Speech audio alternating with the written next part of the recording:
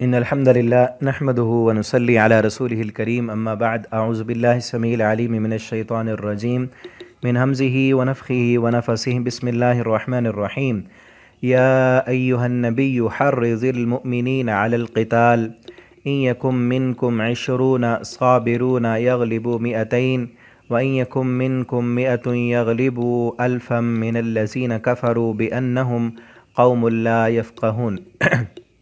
ترجمہ قرآن کے سبق میں آج انشاءاللہ سورۃ الانفال آیت نمبر 65 سے پڑھیں گے۔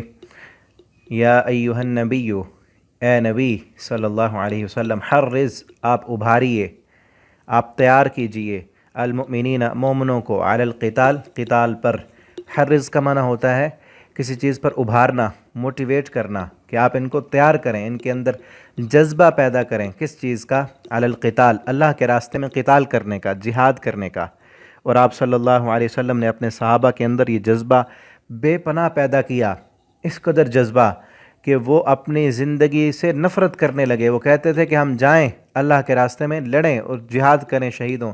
ایک موقع پر نبی کریم صلی اللہ علیہ وسلم نے جہاد کا، جب دشمن آمنے سامنے تھا، اس وقت آپ نے صحابہ کو خطبہ دیا۔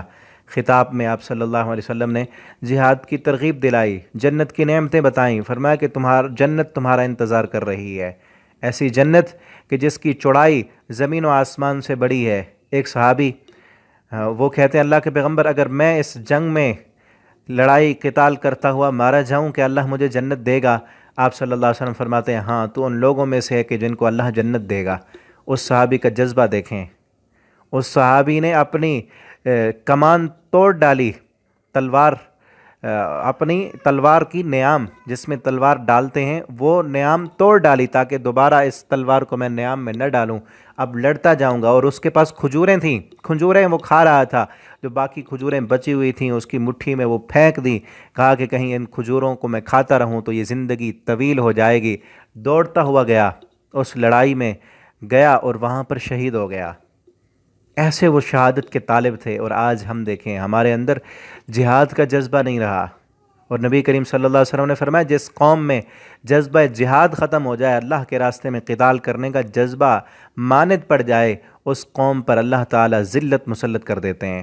آج کافر قومیں مسلمانوں پر مسلط ہیں۔ سبب اس کا کیا ہے؟ کہ اللہ کے راستے میں قتال کرنے کا، لڑائی کرنے کا جذبہ ختم ہو چکا ہے۔ زندگی سے محبت کرنے لگے، ہم مال سے محبت کرنے لگے۔ یہ جنت کی محبت ہو تو یہ سب کچھ آتا ہے، کہ پھر جان کی کوئی پرواہ نہیں ہوتی۔ آج دیکھیں مسلمانوں کی حالت کیا ہے، کشمیر میں مسلمانوں کی کیا حالت ہے، فلسطین کے مسلمانوں کی کیا حالت ہے۔ اور فلسطین ایسا ٹکڑا ہے کہ عرب ممالک کے وہ سینے پر ہے۔ سارے عرب ملک اگر مل کر ایک دھمکی دے دیں تو یہودی اگلے دن نہ رہیں۔ لیکن کیا ہے، ہر کسی کو اپنا اقتدار پیارا ہے، اپنی زندگی پیاری ہے۔ ہم موت سے ڈرنے لگے ہیں کہ کہیں ہم اگر ان کے خلاف ہوئے تو سارا کفر ہمارے خلاف ہو جائے گا، ہمارا کیا حشر ہوگا، ہمیں تو مار دیا جائے گا۔ حرض المؤمنین، آج ضرورت ہے کہ مسلمانوں کو اس چیز کا شوق دلائیں کہ وہ اللہ کے راستے میں، اللہ کے دین کی سربلندی کے لیے، توحید کے لیے، ایمان کے لیے، اللہ کے دین کو اس دنیا پر غالب کرنے کے لیے جہاد کریں، اور موت سے نہ ڈریں، کافروں سے نہ ڈریں، ورنہ ذلتیں، رسوائیاں ہی ہمارا مقدر رہیں گی۔ علی القتال، ان کو قتال پر ابھاریں۔ اور آپ صلی اللہ علیہ وسلم نے جب صحابہ کو قتال پر ابھارا، سب لوگ نکلے، جہاد کیا، جہاد کی برکت سے اللہ رب العالمین نے دنیا میں غلبے دیے۔ حضرت عمر رضی اللہ تعالیٰ عنہ فرمایا کرتے تھے، ہم نے جہاد سے پہلے تو کبھی پیٹ بھر کے کھانا ہی نہیں کھایا تھا۔ یہ جہاد کی برکتیں تھیں کہ مال غنیمت دیا اللہ نے، اور اتنا سونا اور چاندی کے ڈھیر لگے ہوتے تھے مسجد نبوی کے اندر۔ یہ سب اللہ رب العالمین نے عزت دی، شان و شوقت دی، مسلمانوں کو آدھی دنیا تک حکومت دی۔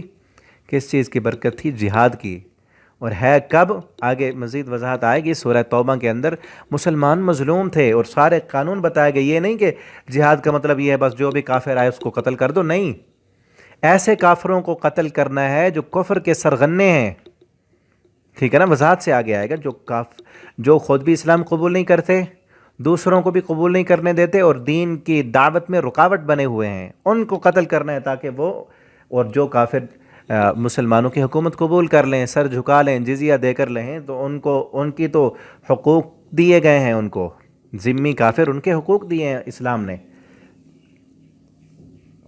آگے مزید بتایا گیا کہ ان یکم منکم عشرون، اگر ہوں گے تمہارے اندر عشرون 20 بندے، 20 مومن ہوں گے، صابرون صبر کرنے والے، یا غلبو تو وہ غالب آ جائیں گے، مئتین 200 پر، یعنی ایک مسلمان کے مقابلے میں 10 بندے۔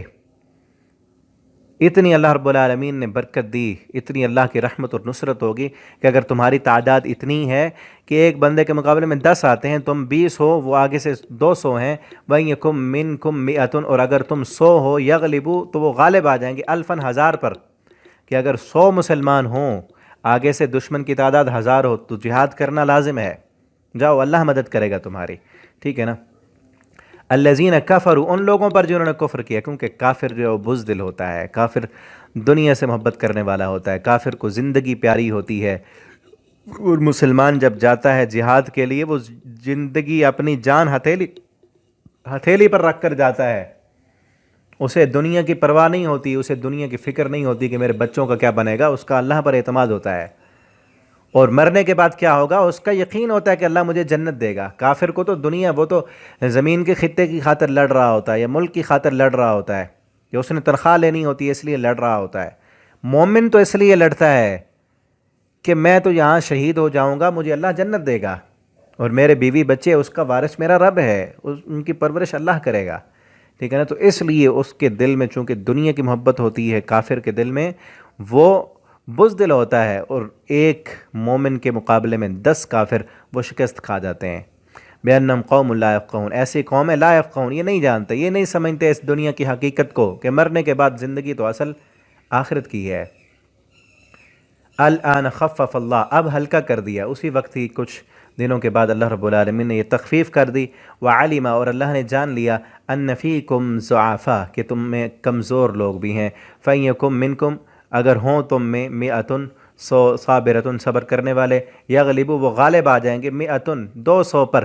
پہلے تھا کہ اگر مسلمانوں کی تعداد کافروں کے مقابلے میں، کافر 1000 ہیں اور مسلمان 100 ہیں تو جہاد لازم ہے، لیکن پھر اللہ نے تخفیف کر دی کہ دگنی تعداد ہے، مسلمان 100 ہیں اور کافر 200 ہیں، مسلمان 1000 ہیں اور کافر 2000 ہیں، تو پھر جہاد کرنا لازم ہے، اور اگر تعداد اس سے کم ہے تو پھر صبر کرنا چاہیے۔ جیسے مکہ میں مسلمان جب تھوڑے تھے تو اس وقت جہاد فرض نہیں تھا، اسی لیے اللہ نے حکم نہیں دیا۔